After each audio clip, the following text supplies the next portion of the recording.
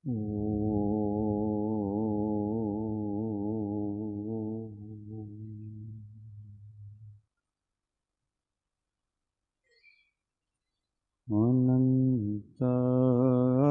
अनंत भाव भेदथी भरेली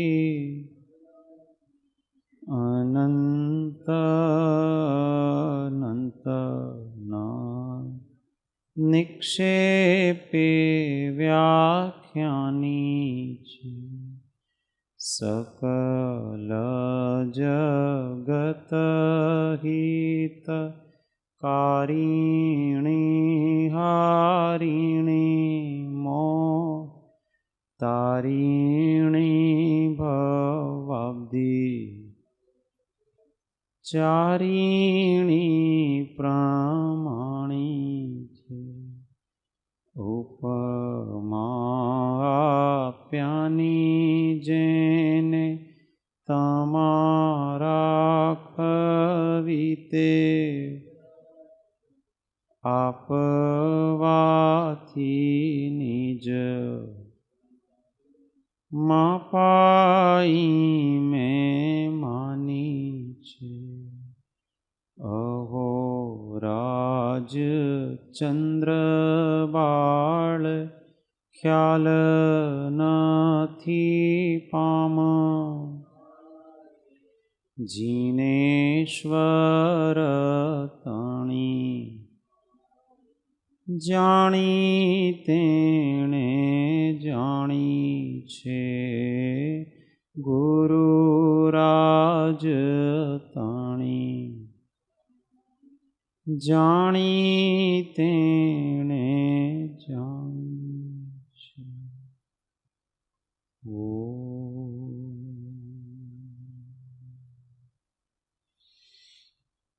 जय जी।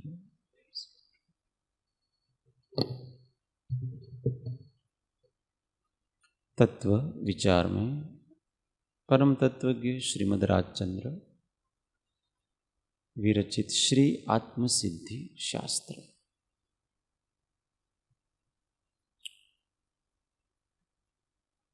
आत्मार्थी लक्षण।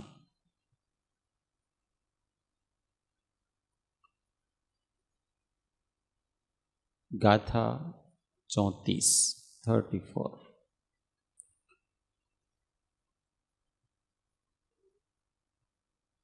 आत्मार्थी जीव का देव शास्त्र गुरु के प्रति क्या विचार होता है, क्या निर्णय होता है, उसकी बता रहे हैं। उसमें पहले गुरु के संबंध में बताएंगे। आत्मज्ञान त्या मुनिपणो ते साचा गुरु होय, बाकी कुल गुरु कल्पना आत्मार्थी नहीं जो। आत्मज्ञान त्या मुनिपणो ते साचा गुरु होय। जहां पर आत्मज्ञान होता है वहीं पर मुनिपना होता है। इसलिए आत्मज्ञान सहित जहां पर मुनिपना है वही सच्चे गुरु। बाकी कुल गुरु कल्पना, बाकी तो परंपरा से आए हुए काल्पनिक गुरु हैं, वो कल्पना मात्र है, वो गुरु नहीं है। आत्मार्थी नहीं जो है।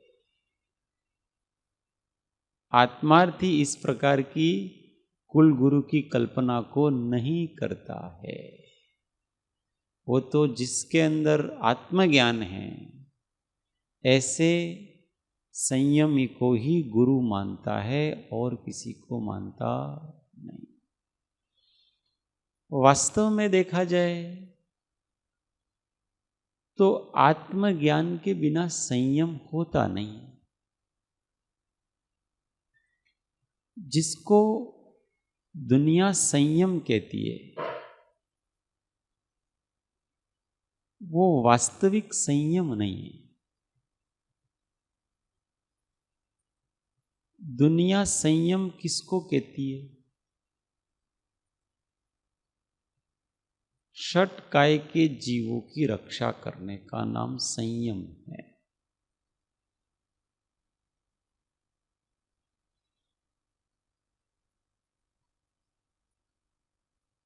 परंतु षट काय के जीवों की रक्षा करना ये परमार्थ से एक तो जीव के हाथ की बात नहीं है।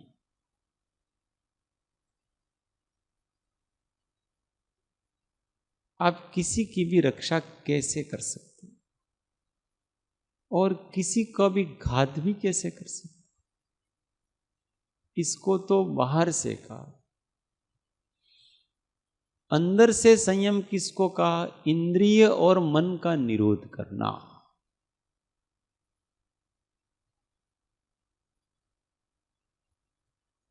अब इंद्रिय और मन का निरोध जब हो जाता है तो अपने आप षटकाय के जीवों की रक्षा हो जाती। अब सोचें, इंद्रिय और मन का निरोध कब होगा?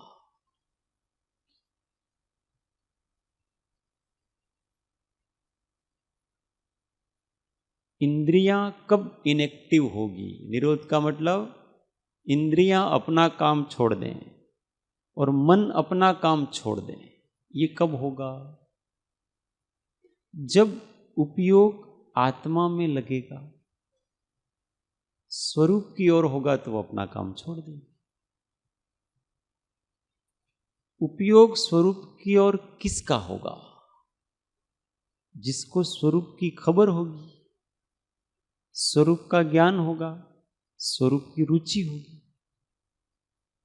जिसको स्वरूप की रुचि नहीं है, जिसको स्वरूप का अभिज्ञान नहीं है, उसका उपयोग स्वरूप की ओर जाएगा कैसे? और जब उपयोग स्वरूपाभिमुख रहेगा नहीं तो इंद्रिय और मन का निरोध होगा कैसे? जब इंद्रिय और मन का निरोध नहीं होगा तो षटकाय के जीवों की रक्षा भी कैसे?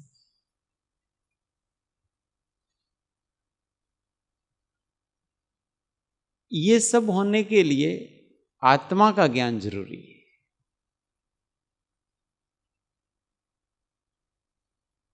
आत्मा को जानना पड़ता है।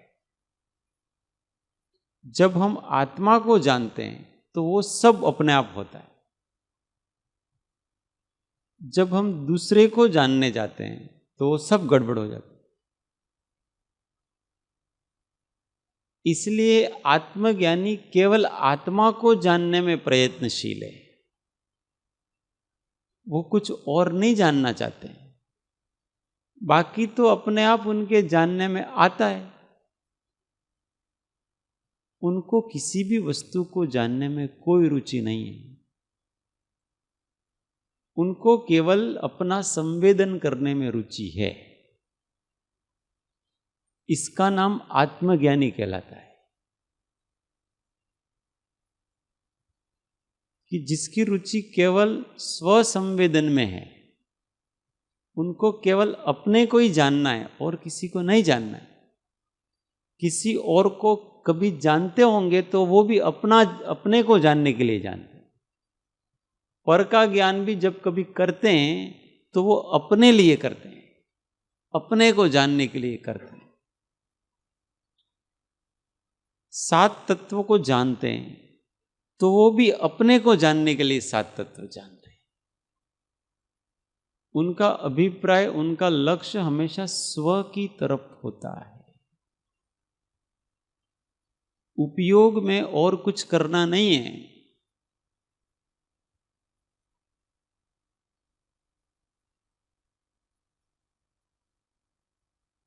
मैं कौन हूं के अनुसंधान में हमेशा लगे रहते हैं, उसके संवेदन में हमेशा लगे रहते हैं, अपनी स्वसत्ता के संवेदन में लगे रहते, अनुसंधान में लगे रहते।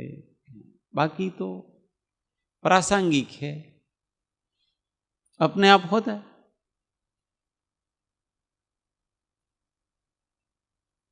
ऐसा भी नहीं है कि उनको ऐसा है कि किसी और को नहीं जानना है। नहीं जानने के विकल्प भी नहीं है उनको। जो जानने में आ गया सो आ गया, पर मुझे तो केवल ज्ञाता बन के रहना है।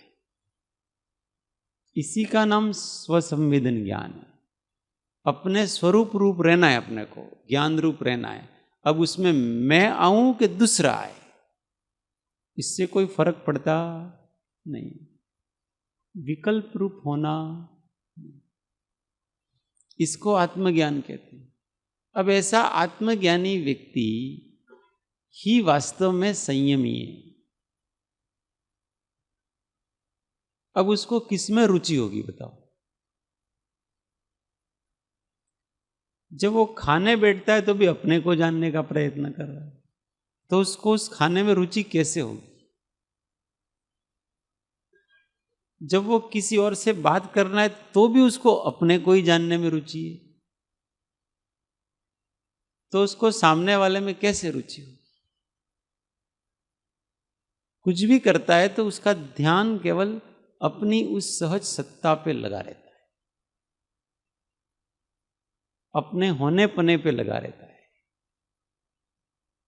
अपने सहज अस्तित्व पे लगा रहता है। इसलिए हमेशा वो सहजावस्था में रहता है, प्रयत्न करता है।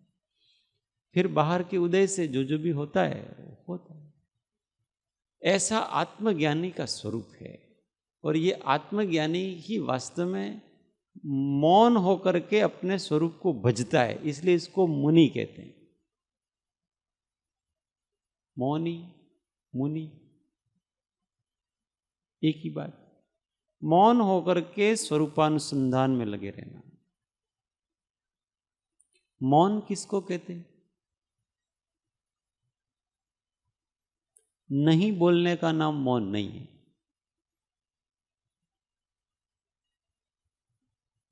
नहीं बोलने का नाम मौन नहीं। बोलने की वांछा का त्याग हो जाना मौन है। बोलना और नहीं बोलना हमारे हाथ में नहीं है। बोलने की इच्छा त्याग हो जाए वो अपने हाथ में। देखो तीर्थंकर भी बोलते हैं पर वो मौन है, उनकी इच्छा बोलने की। अगर उनको बोलना नहीं पड़े तो आज से बोलना ही नहीं, एक शब्द नहीं बोले।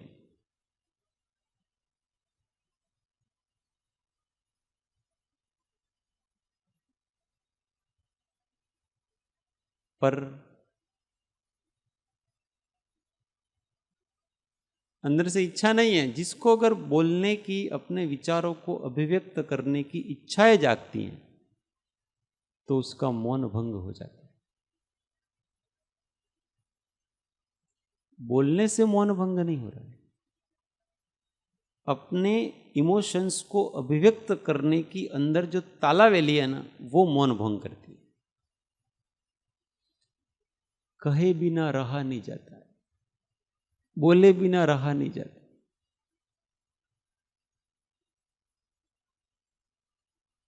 और जो ठहरे हुए व्यक्ति होते हैं वो स्वयं नहीं बोलते हैं। उनको कोई पूछे तो अपने आप जवाब आएगा,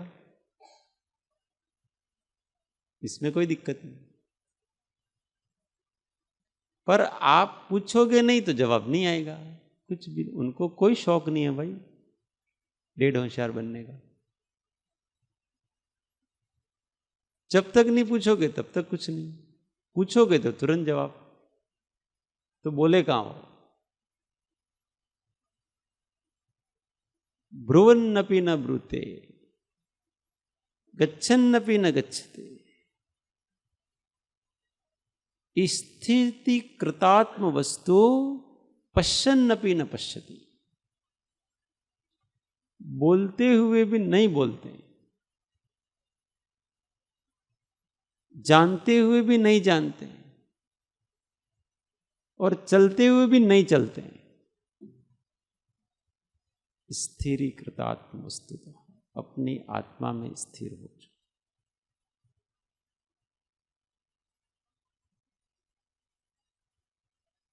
और कभी कभी प्रयोजनवश कुछ बोलना पड़े, यद किंचित उक्त्वा विस्मृति द्रुतम। किसी कारण से अगर बोलना पड़े तो बहुत जल्दी भूल जाते हैं। कोई व्यक्ति आया, कुछ चर्चा करी, कुछ प्रश्न किए, ये फिर वो गया, भूल गए, शांत, याद नहीं रखेंगे वो आया था, उन्होंने क्या क्या किया, क्या क्या पूछा, क्या से, बाद में सब जीरो, डिलीट। बात होते ही तुरंत वो डिलीट मार देते हैं उसको। ये है कि उनके ज्ञानावरण का इतना क्षोभक्षम है तो वो सारी घटना याद रहेगी, उसको याद नहीं करते हो, याद रखते नहीं है, याद रहेगी, क्योंकि ज्ञानावरण का क्षोभक्षम है। हर घटना, हर पुरानी पुरानी सब स्मृतियां याद है। क्षोभक्षम होने से वो ज्ञानावरण का याद है, पर वो याद रखते नहीं, विकल्प नहीं रखते हैं। वो याद राखी सो तुम्हारी बात, ऐसा नहीं है। वो किसी की बात याद नहीं रखते हैं। तमने यहाँ पढ़ो याद राखी, वो किसी को याद नहीं रखते हैं। हाँ, सब याद रहते हैं, ये अलग बात है। विकल्प नहीं करेंगे कुछ भी किसी प्रकार का। ये ज्ञानी होते हैं, ऐसे ज्ञानी ही मुनि होते हैं, और ऐसे ज्ञानी मुनि ही सच्चे गुरु होते। इसलिए कहा आत्मज्ञान त्या मुनि पणो ते साचा गुरु। उनके संयम सहज है, कोई मेहनत नहीं करनी पड़ती है जरा भी। संयम आनंदपूर्ण है। आत्म देह विभाग थी उपजो ज्या आह्लाद, तपती दुष्कृत घोर ने वेदे नहीं पणता। आत्मा और देह का विभाग हो जाने से जहाँ एक आह्लाद उत्पन्न होता है, उसके कारण से वो घोर तप करते हैं तो भी किंचित भी संताप को प्राप्त नहीं होते। लोगों को लगता है कितने कष्ट में है, कोई कष्ट नहीं है भाई, आनंद है, आनंद वर्त रहा है। अगर वो आनंद ऐसा नहीं है तो आपका तप तप नहीं है, आनंद पूर्ण है। ऐसे गुरु होते हैं। गुरु का मतलब होता है महान। अज्ञान रूपी अंधकार को जो नष्ट करते हैं, जो सदैव उनकी चेतना प्रकाशित रहती है, ऐसे प्रकाश गुरु होते हैं, प्रकाश स्वरूप। गुरु का मतलब कोई उपदेश देता है उसका नाम गुरु नहीं है। अरे बड़े गुरु तो उपदेश ही नहीं देते, वो तो स्वयं मौन रहते हैं। ये उपदेश तो नीचे की भूमिका वाले देते हैं, उनको रहा नहीं जाता है, ज्यादा अनुराग होता है, करुणा होती है, इसलिए बोलते रहते हैं। जैसे जैसे ऊंचाइयां बढ़ेगी वैसे वैसे सब कम होता जाएगा।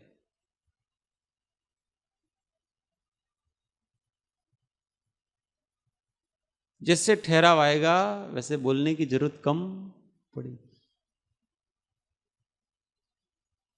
अपना तो जो बहुत बोलता है, बहुत उपदेश देता है, वो बड़ा गुरु, और कहेगा वो छोटा है, इसलिए बहुत बोलना पड़ता है उसको। जिसको बोलना ही नहीं पड़े, जिसको बोलने की इच्छा ही नहीं हो, बोलते हैं, इसका मतलब राग है, सीधी सी बात है। इसके राग नहीं है उसको कुछ नहीं।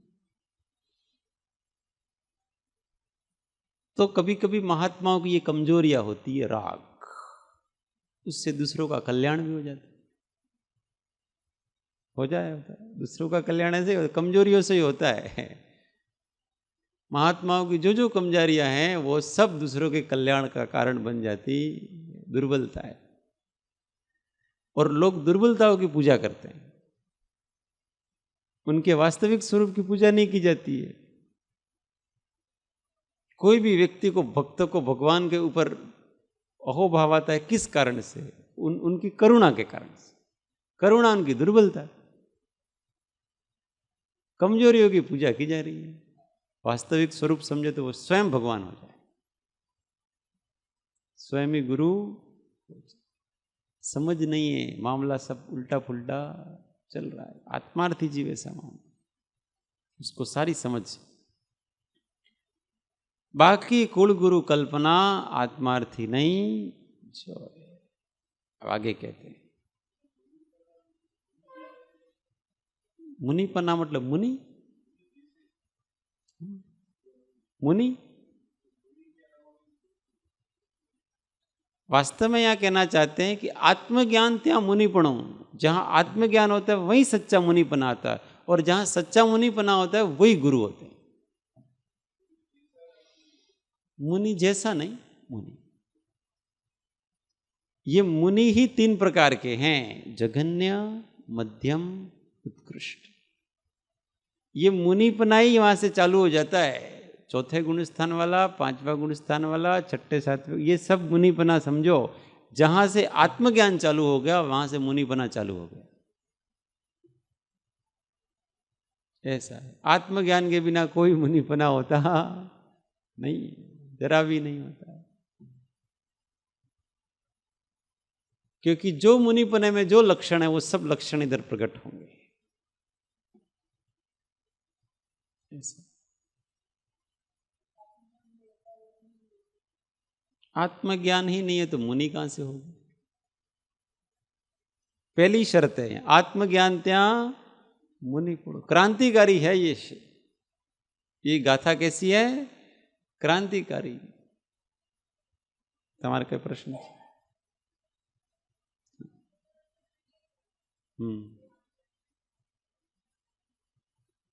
नहीं, आत्मज्ञान चौथे गुण स्थान से ही होता है।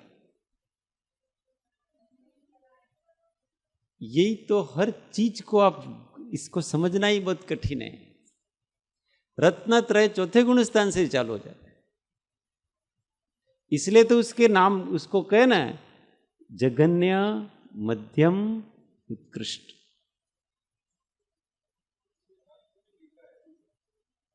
आप तो चौथे गुण स्थान की बात करते हो, जो 13वें गुण स्थान है ना, 13वें गुण स्थान वाले को जिन कहा। अब चौथे गुण स्थान वाले से एक देश जिन कहा, तो उसमें जब जिन कह रहे हैं उनको तो मुनिपना कैसे नहीं कहेंगे? जब 13वें गुण स्थान वाले को, चौथे गुण स्थान वाले को 13वें गुण स्थान वाले की श्रेणी में रख रहे हैं, तो आप उसको मुनिपने की श्रेणी में क्यों नहीं रखोगे? सब चीजें आप क्रम से जाओ आप उसको, बस उसको उपदेश आदि का अधिकार नहीं है। उसके अंदर वो सारे लक्षण जघन्य रूप से प्रकट हैं जो मुनि में है। चौथे गुण स्थान। हाँ, नहीं, मुनित्व का अर्थ मुनि जैसा नहीं, मुनिपना। मुनिपना, मुनित्व मतलब मुनिपना। हाँ, मुनि जैसा नहीं होता है, मुनिपना। मुनिपणो ऐसा कहे ना, गुजराती में, हिंदी में मुनिपना कहेंगे, उसी को मुनित्व कहेंगे। संस्कृत में वो मुनित्व जैसा नहीं होता, वो वही होता है। तो ये सब क्रम बना हुआ है। ऐसा नहीं कि एक झटके में मुनि हो गए, ऐसा नहीं। अब पहले चौथे गुण स्थान आएगा, वहां सब एक देश मुनिपना चालू हो जाएगा, सारी चीजें चालू हो जाएगी उसकी। पंचेंद्रियों के प्रति निरोध, फिर वहां यत्नाएं भी चालू हो जाएगी, अहिंसा भी चालू हो जाएगी, सत्य भी चालू हो जाएगा, सब चालू हो जाएगा वहां सारी चीजें। फिर धीमे धीमे वो भी अंदर अंदर चल रहा है, अब धीमे धीमे प्रकट होगा।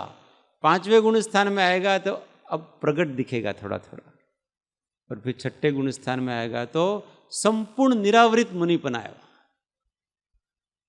और फिर उपदेश आदि का अधिकार है, उसको दीक्षा आदि देने का अधिकार मिल जाता। चौथे गुण स्थान में आदर्श जिसको अपन यहाँ मुनिपना संसार में माना जाता है वैसा नहीं, वेश नहीं है मुनि का, पर वहाँ मुनिपने के सारे लक्षण जघन्य रूप से पाए जाते हैं। जघन्य रूप से केवली के सारे लक्षण सम्यक दृष्टि में पाए जाते हैं। अब मुनिपने की कहाँ बात करते हो? जैसा केवल ज्ञानी होता है उसके सारे के सारे यहाँ अंश सब प्रकट हो चुका है सारे। इसलिए कहा सर्वगुणांस्ते समृद्धि। ऐसा हर चीज को सिद्धांत ज्ञान लोगों का कम हो गया है, शब्दों में उलझे हुए हैं सब।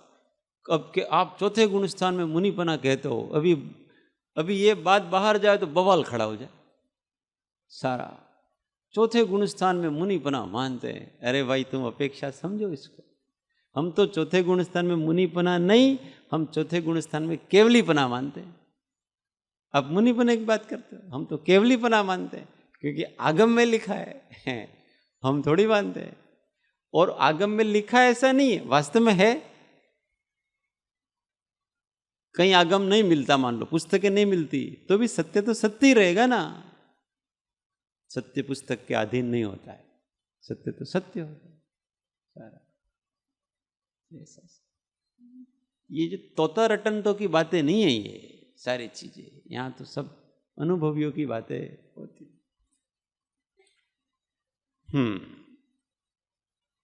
आगे अब इसी बात को आगे बढ़ाते हैं। 35 नंबर, प्रत्यक्ष सद्गुरु प्राप्ति नो गणे परम उपकार, त्रणे योग एकत्व थी वर्ते आज्ञाधार। अभी आत्मार्थी जीव कैसा होता है? प्रत्यक्ष सद्गुरु प्राप्ति नो गणे परम उपकार।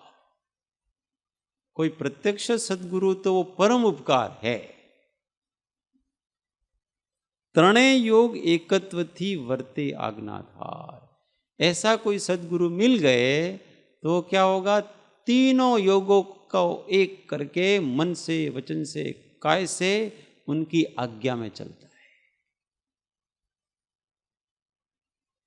प्रश्न संपूर्ण सरेंडर आत्मार्थी जी अपने आप को बचा बचा के नहीं चलता है, पूरी तरह से कोई ऐसा मिल गया फिर समझना उसकी क्या स्टेज है, किस प्रकार की सारी चीज, पर उसको आज्ञा में रहने का भाव तो रहेगा, निश्चित रहेगा।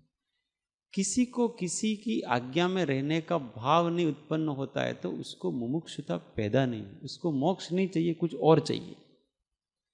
धर्म के नाम से उसको मुक्ति नहीं चाहिए, उसको कुछ और चाहिए। खुद भी नहीं समझ पा रहा है कि उसको क्या चाहिए, उसको मोक्ष नहीं चाहिए। क्योंकि जिसको मोक्ष चाहिए उसको तो आज्ञा के आराधन में अपूर्व रुचि होगी। कोई मिले और मैं उनके चरणों में समर्पित होकर रहूं और ये मेरा सारा बोझा जीवन का है ना वो समाप्त हो जाए। मेरे ये लंबे लंबे विकल्प जाल, इतनी सारी इच्छाएं जागती हैं, ये मैं किसी कोई मेरे ऊपर हो कि मेरे को कंट्रोल करे। अनकंट्रोल्ड बिना ब्रेक की गाड़ी रहा नहीं जाता है। अभी ये बिना ब्रेक की गाड़ी चल रही है, कोई ब्रेक लगाने वाला ही नहीं है यहां। कोई हो जो मेरे ऊपर ब्रेक लगाए, मैं उनको नमस्कार करके उठूं, नमस्कार करके काम करूं, उनकी आज्ञा में सब करूं। ऐसी भीतर से निकट भव्य जो जीव होता है उसकी ऐसी इच्छा होती है। ये शुभेच्छा संपन्न भूमिका में जब पहली भूमिका में आता है उसको ऐसा लगता है कि कोई मुझे ऐसा महात्मा मिले कि जिनके चरणों में अपन अपने आप को समर्पित करें। अपने हिसाब से जीवन नहीं जीना, बहुत जी लिए, ब्रेक नहीं लगता है अपने हिसाब से, कल्पनाएं बढ़ती रहती है सारी चीज। कोई ब्रेक लगाने वाला तो हो अपने। ऐसी इच्छा, आज्ञा की अपूर्व रुचि। कैसी रुचि होती है? अपूर्व रुचि, ये आत्मार्थी जीव की। और जो मनमुखी होते हैं ये गुरुमुखी हैं, और जो मनमुखी होते हैं मतार्थी, उनको सब करेंगे, स्वाध्याय भी करेंगे, ध्यान भी करेंगे, पूजा भी करेंगे, सामायिक भी करेंगे, सब करेंगे, पर जैसा अपने को अच्छा लगता है वैसा करें, अपनी मर्जी से करेंगे। उसको मनमुखी का, उनको इन सब के उपासना के फल स्वरूप उनको मोक्ष नहीं, कुछ और ही चाहिए। अपने अहम को बचा करके सब चलना है, अपने मन को बचा करके सब कर चलते हैं, मन को मारना नहीं चाहते। कहीं अहंकार को ठेस पहुंच जाए वैसा नहीं करना चाहते, अहंकार को बचा करके सब कर रहे। वो सुरक्षित रहना चाहिए। संसार का जो मूल है, वो संसार के मूल बीज को बचा करके सब मोक्ष मार्ग का आराधन कर रहे हैं, तो कैसे होगा? बीज तो बचा है अभी, ऊपर से फल, ऊपर से डालियां काट रहे हो, ये काट रहे हो, इस काटने से पेड़ वापस आएगा, फलेगा फूलेगा। बीज को नष्ट करो, मन को मारो, अहंकार को मारो, और उसके लिए आज्ञा में रहना, आज्ञा का भय होना। तो प्रत्यक्ष की आज्ञा में बहुत अच्छी बात है, और अगर कोई प्रत्यक्ष नहीं मिला तो परोक्ष आज्ञा में रहो, जिनाज्ञा में रहो, आगम की आज्ञा में रहो। ये आगम में जो लिखा है उसके विपरीत नहीं चलूंगा मैं, अथवा पूर्व के जो महापुरुष कह गए उनके विपरीत में चलूंगा, ऐसे। या तो प्रत्यक्ष तो बहुत अच्छा, तो ये आत्मार्थी प्रत्यक्ष को बड़ा उपकार मानता है, और प्रत्यक्ष नहीं है तो परोक्ष आज्ञा में ही चलो। सेकंड बेस्ट, फर्स्ट बेस्ट नहीं है तो सेकंड बेस्ट, पर यहां तो फर्स्ट बेस्ट नहीं है, तो अब तो क्या है, गुरु तो है नहीं, अपने तो अपने हिसाब से चलो। ऐसा नहीं है, उनकी लिखी हुई वाणी है, उनके व्यक्तित्व है, सब कुछ है, कैसे नहीं, सारी चीजें। इसलिए हमेशा प्रार्थना करना चाहिए कि मुझे किसी के, हमेशा जीवन पूरा किसी के आश्रय में बीत जाए। अकेले अकेले अब नहीं जी सकते, कोई हमारा हाथ पकड़े, कोई अपने सिर पे हाथ रखे, ऐसा होना चाहिए। नहीं तो देखते ही देखते जीवन बड़ा स्वच्छंदी हो जाता। कृपालु देव को ऐसा बहुत एहसास होता था, उनसे श्रेष्ठ कोई मिलता नहीं था ना। वास्तव में जब अपनी जैसी योग्यताएं होती हैं, उस योग्यता के आसपास अथवा उससे श्रेष्ठ कोई होता नहीं है, तो मन नहीं मिलते। सरेंडर होने का भाव भी नहीं आता है। सरेंडर होने का भाव कब आएगा? जब अपने से कोई ऊंचा दिखे, अथवा थोड़ा अपने जैसा भी हो, अपने से थोड़ा आगे हो, भाव आ जाए अपने आप। पर ये सब भाव आना वगैरह, ये सब भवितव्यता है, जिसकी जैसी जैसी योग्यता है। प्रार्थना करते रहना अपने तो। आगे कहते हैं 1:36 नंबर, एक होय त्रण काल मां परमार्थ नो पंथ, प्रेरे ते परमार्थ ने ते व्यवहार समंत। एक होय त्रण काल मां परमार्थ नो पंथ, प्रेरे ते परमार्थ ने ते व्यवहार समंत। यह ऐसा मानता है। आत्मार्थी जीव होता है, उसको ऐसा लगता है कि परमार्थ का मार्ग तो तीनों कालों में एक ही हो सकता है, अलग अलग मार्ग नहीं होंगे, क्रियाएं अलग हो सकती है, मार्ग एक होगा।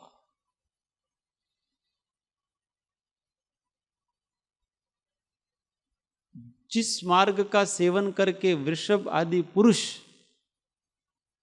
परम पद को प्राप्त हुए हैं, वो ही मार्ग, उसी मार्ग से आज भी उसी मार्ग से अपने को चलना पड़ेगा। अभ्यंतर मार्ग तो वही है, उसी रत्नत्रय की आराधना से वो हुए हैं पूर्ण। अपने को भी पूर्ण जब भी होना होगा तो उसी रत्नत्रय की आराधना करनी पड़ेगी। कलयुग है, इसलिए थोड़ा शॉर्टकट में मोक्ष मिल जाएगा।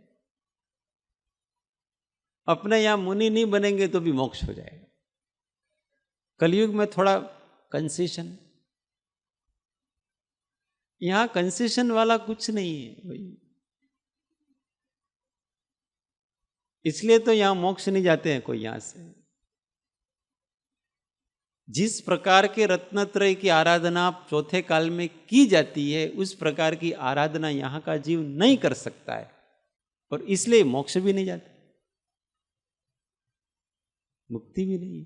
जब वैसी ही आराधना करेंगे तब जाएंगे, इसलिए चौथे काल में जन्म लेंगे तो जाएंगे। सीधी सी बात है, जितना करेंगे उतना पाएंगे। पर ऐसा नहीं कि पंचम काल में यार भगवान ने थोड़ा सा शॉर्टकट्स कंसेशन दे देना तो अच्छा है यार, अपने मुनिपना सबसे पलता नहीं, इसलिए थोड़ा गृहस्थी में ही जरा केवल ज्ञान हो जाए तो अच्छा है ना। तो भाई ऐसा नहीं है, गृहस्थी में नहीं हो सकता। यहाँ कोई शॉर्टकट का मार्ग नहीं, यहाँ तो सम्यक दर्शन, सम्यक ज्ञान और सम्यक चारित्र तीनों की जब पूर्णता होगी तभी जाकर के मोक्ष मार्ग बनेगा। और तीनों कालों में मोक्ष मार्ग यही है, और कोई मोक्ष मार्ग नहीं।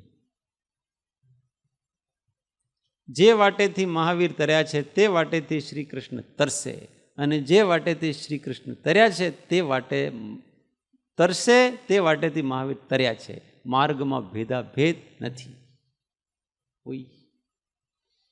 ऐसा थोड़ी कि किसी, चलो यहाँ तो जैन तो इस काल में केवल ज्ञान मानते नहीं है, वेदांत में मानते हैं, तो अपने वेदांती साधु हो जाओ, मोक्ष हो जाएगा, ऐसा थोड़ी है। आपके मानने नहीं मानने से मोक्ष नहीं होता है। आप लोग तो यार मानते ही नहीं हो मोक्ष होना, हमारा तो यार मानते हैं, तो तुम्हारे मानने से मोक्ष होगा। मानने से मोक्ष नहीं, जो परिणामों से मोक्ष होता है। आप मानते रहो वो तो इससे क्या मोक्ष हो गया? परिणाम होना चाहिए, आत्यंतिक कर्मों का क्षय होना चाहिए। और आत्यंतिक कर्मों का क्षय हो ऐसा पुरुषार्थ करने वाले द्रव्य इस काल में यहाँ पैदा नहीं होते हैं। द्रव्य की योग्यता नहीं, श्रुत केवली भद्रबाहु स्वामी की भी नहीं थी, इसलिए तो यहाँ पैदा हुए हो, उनकी भी योग्यता नहीं थी। तो फिर बात कुंद स्वामी की भी नहीं थी, कृपाणु देव की भी नहीं थी। जिसकी योग्यता हो वो तो यहाँ जन्म ही न ले ऐसे काल में, पर वो द्रव्य की योग्यता ऐसी नहीं थी, इसलिए जन्म लिया। तो परमार्थ का मार्ग एक है, प्रेरे ते परमार्थ ने ते व्यवहार समंत। जो परमार्थ के मार्ग पर प्रेरित करता है, प्रेरणा देता है, आगे बढ़ाता है, वो व्यवहार समंत अर्थात माना गया है। उसको इस व्यवहार स्वीकार किया गया, कहा गया है, दूसरा व्यवहार नहीं है।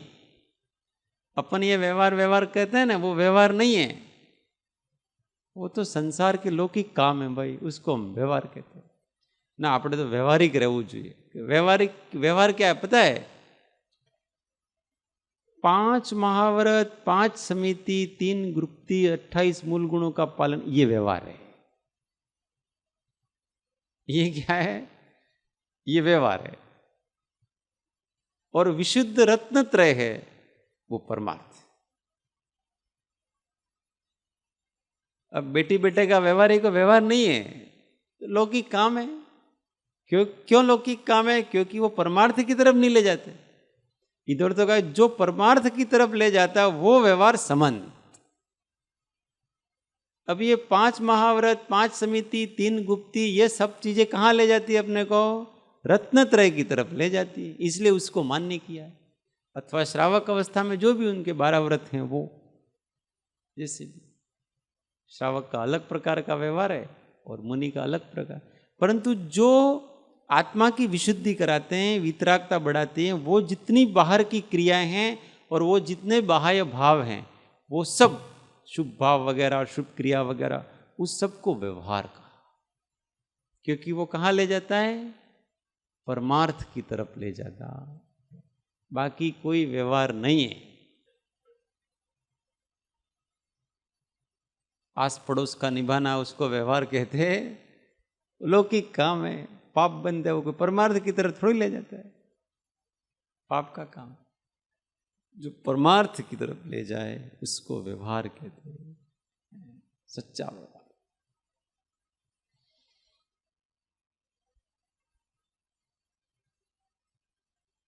बराबर? किसी को कुछ क्वेरी नहीं। आगे,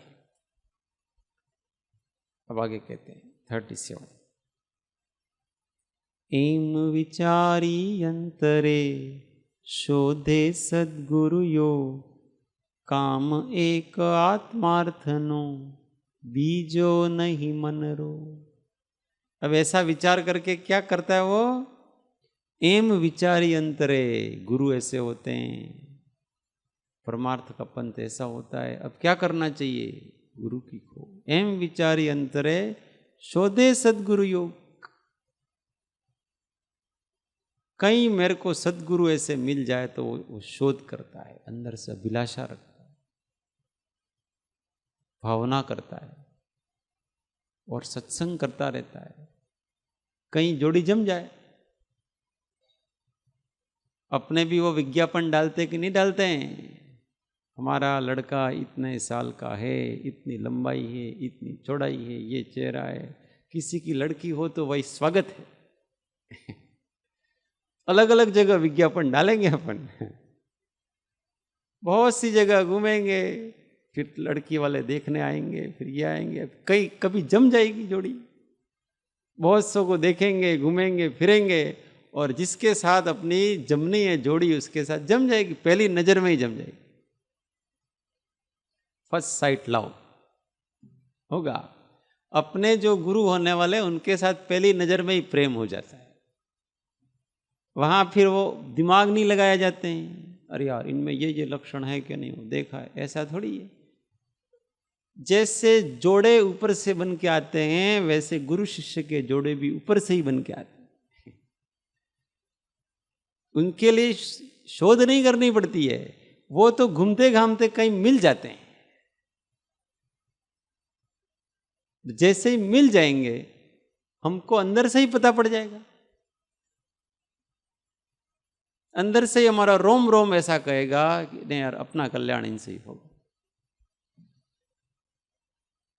समर्पण हो गया, मन मिल जाते हैं, झुकने की इच्छा होती, आज्ञा में रहने की इच्छा होती है। ये सब होगी अपने आप, नहीं तो होगी ही नहीं, कितना भी बड़ा व्यक्ति हो। इसमें क्या है कि बहुत से तो पूर्व के ऋणानुबंध भी काम कर, और ये ऋणानुबंध क्या होते हैं, कभी कभी व्यक्ति को भटका देते हैं। विवेक के बिना मात्र ऋणानुबंध से अगर वो गुरु शिष्य की जोड़ियां बनती हैं तो उसमें भटकाव पैदा होता है। क्यों? पूर्व में जो था वही वापस मिलेगा उसको। ये महावीर स्वामी और गौतम स्वामी की जोड़ी ऐसी है। जब परिव्राजक बन के थे तब भी गौतम स्वामी उनके शिष्य हुआ करते थे, प्रेम था ना। जब ये उन्मार्ग पे थे उस समय वो भी उन्मार्ग पे ही थे, उनके साथ साथ ही चलते थे। अब ये रास्ते पे आए तो वो भी रास्ते पे आ गए। ये ऋणानुबंध से कुछ कुछ जोड़ियां होती है। पहले उन्हीं का शिष्यत्व ग्रहण किया है तो अब वो किसी भी मार्ग पे हो, बोले गलत मार्ग पे हो, पर वो जाएगा वहीं।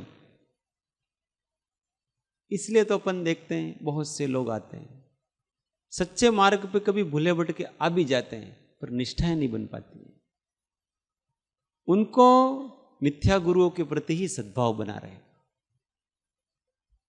कभी कभी तो वो जानते भी हैं कि यार सच्ची वस्तु वहां नहीं है, फिर भी वहां उसकी निष्ठाएं बनी रहेगी, कोमलताएं उनकी मिठास बनी रहेगी। कारण पूर्व के संस्कार ऋणानुबंध जोड़े रखते हैं उनको वहां पर। इसलिए प्रेम करना तो वितरागी संतोष से, वितरागी मुमुक्षुओं से, वितरागी धर्म से करना। वासना बनी रहेगी तो वो अच्छे लगेंगे किसी जन्म में, नहीं तो कहीं दूसरी जगह वासना जम गई नहीं तो वो अच्छे लगेंगे। और मने तो एमनी ज आज्ञाમાં રહેવાની ઈચ્છા થાય છે और वो अपना उसको गुरु मानेगा। स्वाभाविक इच्छा उसकी वही होगी। वहां वो श्रेष्ठ हो कि कम हो कोई बात नहीं यार, जैसे गुरु के लक्षण थोड़े तो उसमें भी हैं भाई, ऐसा करके वो वहीं लगा रहेगा। जैसे कोई इतर दर्शन का व्यक्ति होता है, वितराग दर्शन की बात सुनता है और कोई कोई बात मिलती आती है उसकी, यार ये तो अपने भी कहते हैं सही, इसका मतलब यार अपना ही अच्छा है ना। कुछ कुछ बात मिलती है तो फिर उसको उसकी दृढ़ता हो जाती है, उसके उसके दर्शन में। अपने अपने में भी है, थोड़ा कम होगा पर अपने धर्म में भी है सारी चीज। इसलिए अपने को ये धर्म अपनाने की कोई जरूरत, ऐसा करके वो बना रहता है वहां। ये ऋणानुबंध बहुत खतरनाक चीज है, उसको कोई अच्छा नहीं समझना कभी, परंतु फिर भी है। इसलिए क्या करना चाहिए अपने को, कि अपने को जो सच्चे मोक्ष मार्ग पे लगे हुए हैं, वितरागता के मार्ग पे लगे हुए, उनसे अपने को प्रेम रखना चाहिए, उनके प्रति सद्भावना रखनी चाहिए। किसी जन्म में हम उनसे आकर्षित होंगे और फिर कहीं ना कहीं वो मिल जाएंगे। आज तो अपन ऐसे ही प्रेम कर रहे हैं बस, कल वो मिल गए तो अपन उनके माध्यम से, उनके प्रेम में पढ़ करके भी धर्म के मार्ग पर आ जाएंगे। कोई कोई ऐसे ही होते हैं, प्रेम में पढ़ करके माता पिता होते हैं, वो क्या, वो कोई ऐसे परमार्थ से थोड़ी आते हैं, वो तो हमारा बेटा है यूं करके ही होता है, और फिर धीमे धीमे धीमे धीमे बेटे का धर्म भी अपना लेते हैं कल्याण हो जाता है। ये प्रेम, उन्होंने ऐसे व्यक्ति से प्रेम किया, वो उनके घर पे बेटा बन के आया और इसलिए उसका काम हो गया। प्रेम भी कहीं काम करता है, पर इसलिए राग करवो नहीं करवो तो सत्पुरुष ऊपर करो, दूसरी जगह राग नहीं बढ़ाना अपने, नहीं तो कहीं उनकी संगति में जाएंगे किसी जन्म में। एम विचारी अंतरे शोधे सदगुरु योग, काम एक आत्मार्थ नो बीजो नहीं मन रोग। बस सदगुरुदेव मिल गया तो अब क्या काम है, आत्मार्थ का काम है, बस आत्मा को साधना है, बीजो नहीं मन रोग। अब कोई बीमारी नहीं दूसरी, एक ही बीमारी लगी है इसको। क्या बीमारी लगी है, आत्मार्थ की बीमारी लगी। लोग कहते पागल हो गया, पागल थे, बीमार छे, साइकेट्रिक पास लई जाओ भैया। धर्म धर्म पर एटलो કેટલો, आत्मा आत्मा बोलो गोकुल भाई बोले पत्थर खांडी नाखी आत्मा आत्मा આટલું બધું આત્મા આત્મા કરવાનું, ખાવું તો આત્મા, પહેરવાનું આત્મા, બધું આત્મામાં, બધી જગ્યાએ આત્મા જ, બીજા તો કંઈ છે જ નહીં। ऐसा काम एक आत्मार्थनो बीजो नहीं मन रो। जोड़ी जमती है तो ऐसा होता। आगे कहते कषायनी उपशांतता मात्र मोक्ष अभिलाष, भवे खेद प्राणी दया त्या आत्मार्थ निवास। अब ये चारित्र की अपेक्षा से, अभी श्रद्धा की अपेक्षा से सब बता रहे थे, मान्यता क्या है, अब उसका चारित्र कैसा होना चाहिए उसको बता रहे हैं। कषायनी उपशांतता, कषाय कैसे होने चाहिए, उपशांत। वाली लेवाए तेवी दशा, कंट्रोल में अपने, दूसरों को दिख जाए ऐसी कषाय होती नहीं है आत्मार्थी जीवों में और सम्यक दृष्टि जीव। कभी कभी थोड़ी दिख जाए तो दिख जाए, बाकी प्रकट नहीं होती। पास में रहेंगे तो पता ही पड़ेगा कि इनको हमने कभी गुस्से में तो देखा ही नहीं, इनको हमें कभी किसी का लोभ किया हो ऐसा तो हमने देखा ही नहीं, इनके अंदर कहीं मान का स्फुरण हुआ वैसा तो हमने कभी देखा ही नहीं, इन्होंने कभी कोई छल कपट किया हो किसी के साथ ऐसा तो हमने देखा ही नहीं। ये सब लगेगा, वास्तव में ये सब है उनके अंदर। इतने नहीं है कि वो बहुत बाहर प्रकट हो जाए, फिर बहुत निकट आओगे तो फिर सूक्ष्म दृष्टियां रखोगे तो फिर पता पड़ेगा ये सारी चीजें। सामान्य व्यक्ति को तो पता ही नहीं पड़ेगा, ऐसा लगेगा देखो साधु जैसे वितरागी है एकदम। ऐसा व्यक्तित्व आत्मार्थी जीव का होता है, मुमुक्षु जीव का। कषायनी उपशांतता, मात्र मोक्ष अभिलाष, हर बात में उसको मुक्त होना है बस, बंधन के लिए अब कुछ नहीं, कोई संबंध अब बंधने के लिए नहीं है, संबंध भी मुक्त होने के लिए है। इसलिए अब संसार के संबंध कम रखता है और मुमुक्षुओं से, साधर्मियों से, धर्मात्माओं से संबंध बढ़ाता है। मुक्त होना है उसको, क्योंकि वो बांधेंगे नहीं, वो मुक्ति के मार्ग पर ले जाएंगे, उनसे परिचय बढ़ेगा। मात्र मोक्ष, अब कुछ नहीं करना है भाई, मोक्ष। थक गए हम, क्या हो गया है, थक चुके हैं इस संसार में। थकान लगती है वो व्यक्ति कैसा होता है? मेरे को महाभारत की एक घटना याद आती है। वो शब्द कभी देखना, महाभारत की लड़ाई चल रही थी, वेद व्यास जी वाली महाभारत।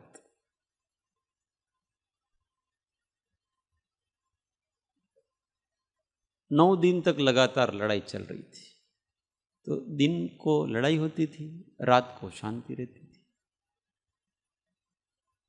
भीष्म पितामह ऐसे रात को निकले,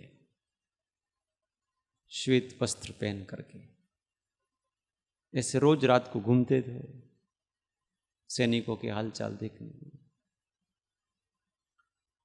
तो उनको उस जगह कोई स्त्री दिखी, वो झाड़ू निकाल रही थी।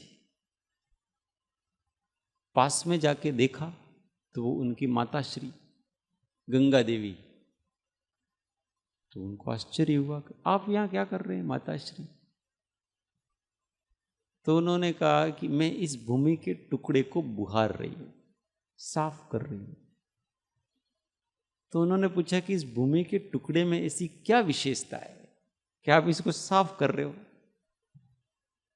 तो उन्होंने कहा कि यहां कल तुम्हारी शैया बिछने वाली है तुम बाणों पे यहां सोने वाले हो।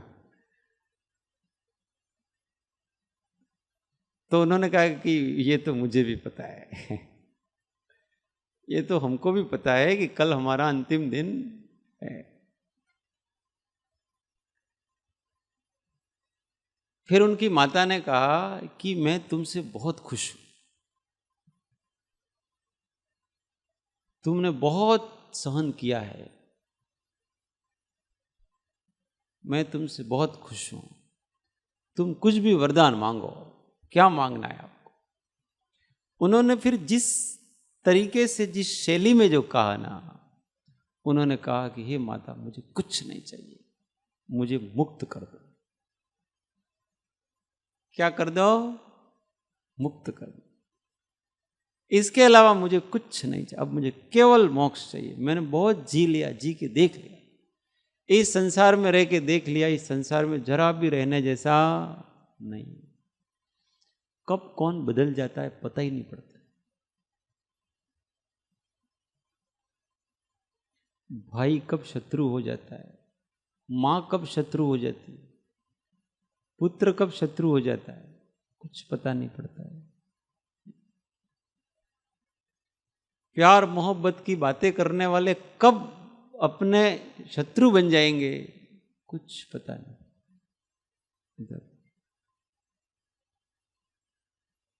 सच्चे में वैराग जागा, किसी पे भरोसा नहीं कर सकते हो।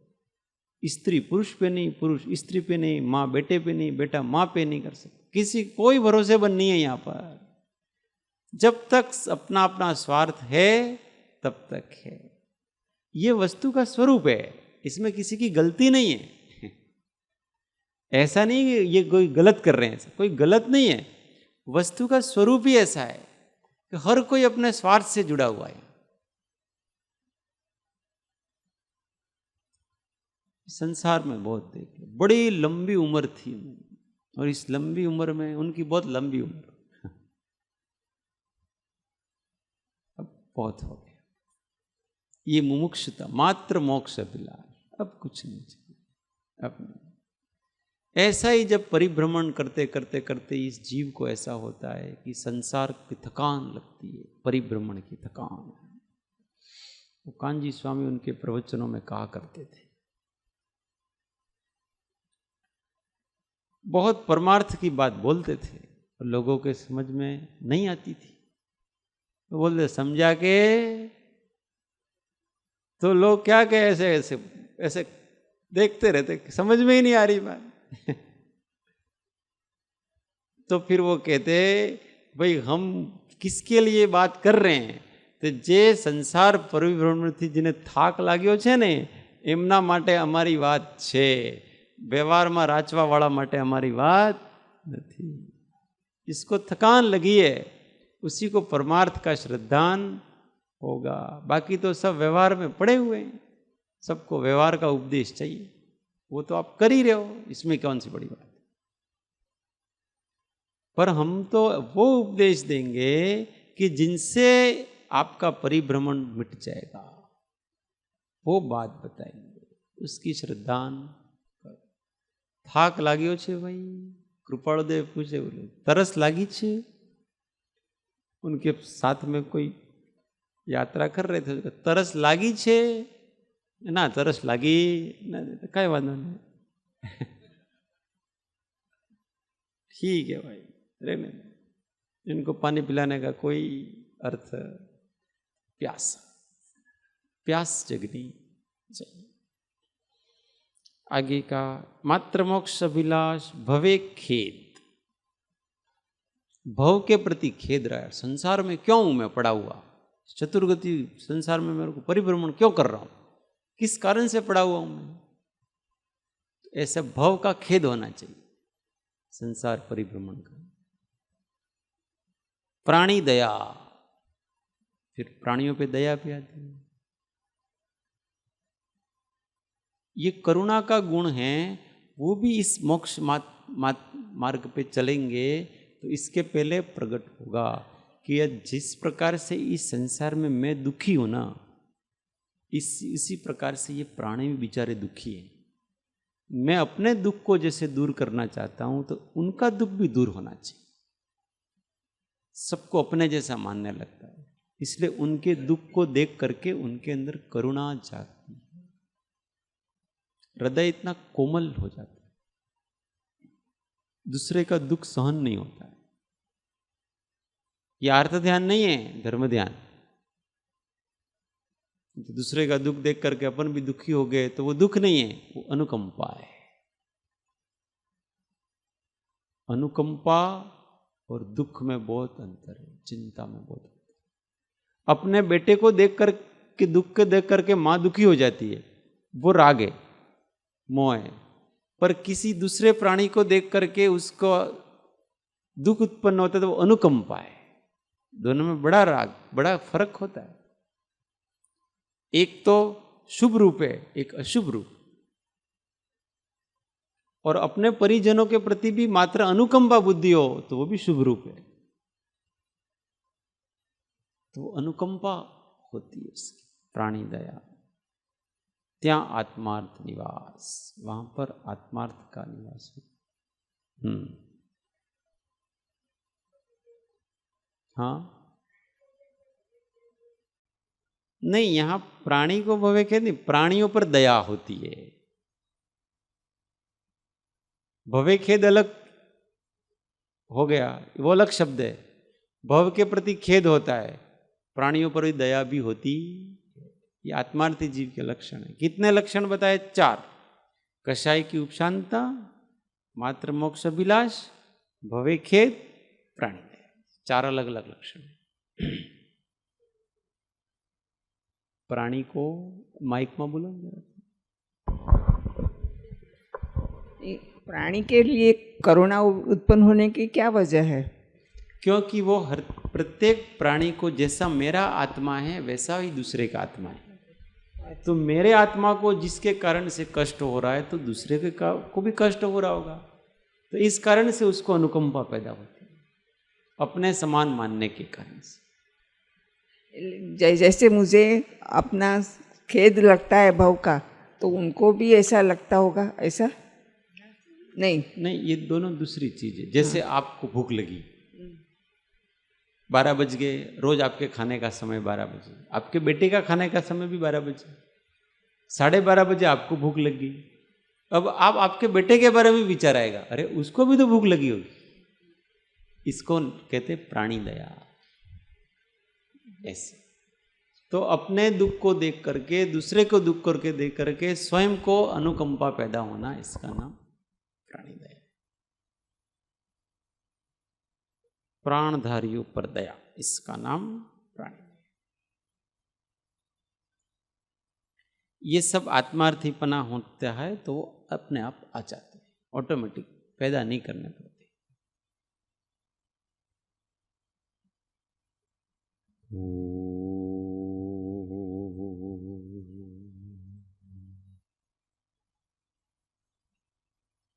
सुखधाम अनंत सुसंत चहि, दिन रात्र रहे तध्यान। पर शांति अनंत सुधामय, प्रणमो पद ते वरते। ओ प्रणमो पद ते वरते। सद्गुरु परम कृपाणु त्रिलोकनाथ की जय। सब संतन की जय। आनंद घन ओम।